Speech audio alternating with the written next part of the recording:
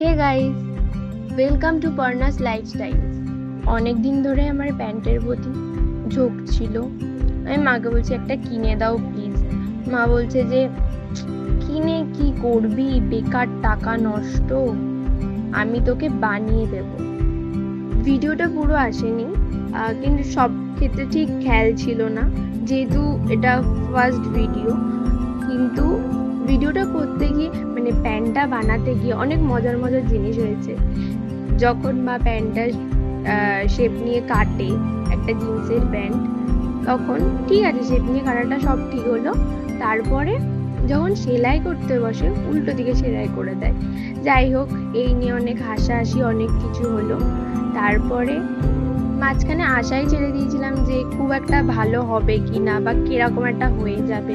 এই ঠিক আছে, একবার হয়েছে নাই পরে আবার বানিয়ে দেবে, কোনো প্রবলেম নেই। কিন্তু আমার চিন্তাধারাই পুরো বদলে দিয়েছে, খুবই সুন্দর হয়েছে, আমি খুবই স্যাটিসফাইড।